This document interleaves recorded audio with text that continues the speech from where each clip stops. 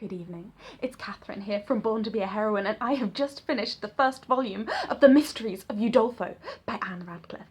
Mrs. Radcliffe is a genius. I can't even begin to express the thrilling romance, the scenic descriptions, the power of this first volume of Udolpho. Oh, it's just so amazing. I want to spend my whole life reading Udolpho. But yeah, for those of you who don't know, The Mysteries of Udolpho is a work of 4 volumes by the stunningly brilliant Mrs. Radcliffe. And I was talking about last week how my wonderful good friend Isabella Thorpe has lent it to me, and we are reading it together. She's rereading, I'm reading it for the first time, and just the delight of it. I've had to stay up to finish the first volume by candlelight because I was in so much suspense about Emily's aunt and Montoni, and just everything in this book is compelling, and it's so much better than anything I've ever read before. Like, this is just it's so gripping, it's so emotional. Like, every moment they see something else that's inspiring, or they have these like really strong feelings for each other, and it just makes me realise how limited my life in Fullerton has been. Like, why are there no chevaliers in Fullerton? Like, I need a Valancourt in my life. Yeah, so I can see him like in my mind's eye, like dark with beautiful dark eyes, and just yeah. And Emily, like the character of Emily, I just need to calm down. I just need to calm down and tell you what is going on here.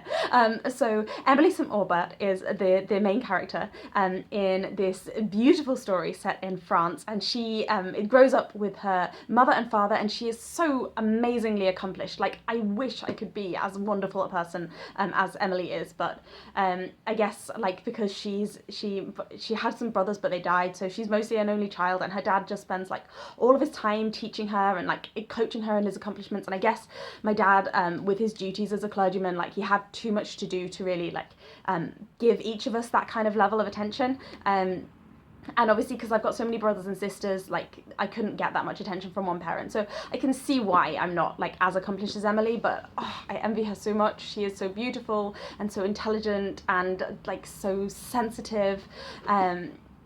Yeah, so she grows up like she's just this amazing heroine, and then her mother dies tragically. I'll try not to have too many spoilers. I've only read the first volume, so you know there's only so far that I can go. And her dad gets ill, so they set out on this journey to try and like restore her father's health. A bit like Mr. Allen coming to Bath for his health, I guess.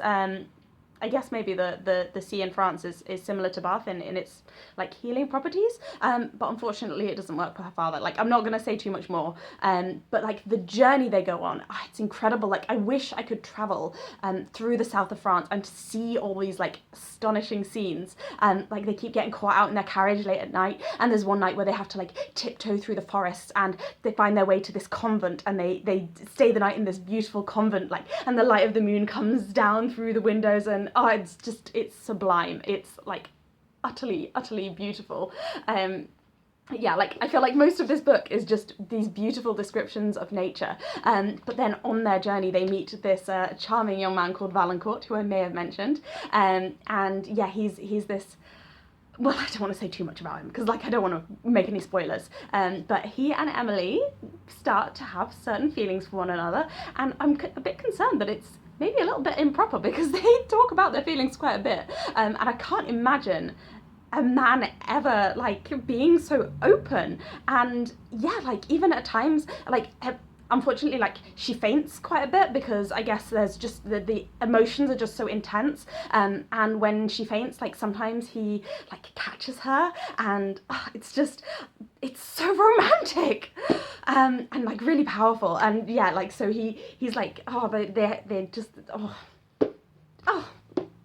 just I really want them to end up together, but this is only volume 1 and things are already starting to go wrong, and like I know from some things that Isabella has said that things are going to go even more wrong as the book progresses, and I think she's going to go to Italy, and there's going to be some like amazing dramatic things that are going to happen in Italy, and it's been mentioned that the man that she's travelling with, who's like this, I'm sure he's going to be like evil and wicked and absolutely horrid, but this guy, Signor Montoni, that they're traveling with, he's got a castle in Italy, and I think that castle might be the Udolpho of the title of the book. So yeah, I'm just absolutely thrilled to be able to read this. Yeah, I wish I could spend my whole life reading Udolpho. Like, yeah, that's what I feel.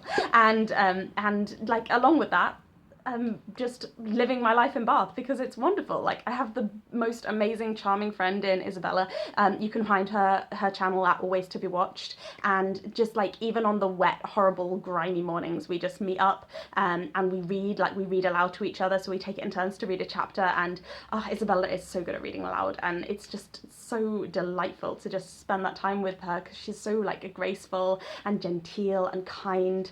And then in the evenings we go to all the balls. Yeah, I haven't seen the guy that I mentioned last week again, Mr. Tilney. I don't know, I think he must have left Bath, but he never mentioned that his stay would be so short. But I guess that kind of thing happens, and you know, maybe he'll turn up again. Like, I look in the Pump Room book, like, it's not a big deal. Like, I look there anyway, just in case I see any other kind of acquaintance. But like, I haven't noticed. What I'm saying is, I haven't noticed his name in the book, and I haven't like noticed him amongst the carriages and horse riders and at any of the balls. Like, I don't know. Like, he's just never showed up. But that's not a big deal, is it? Like, I only danced with him for one night.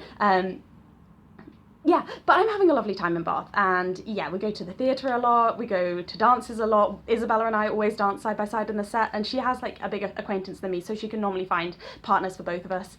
Yeah, and it's all just delightful, but nothing is as delightful as this. This is the nicest book in the world, and I love it.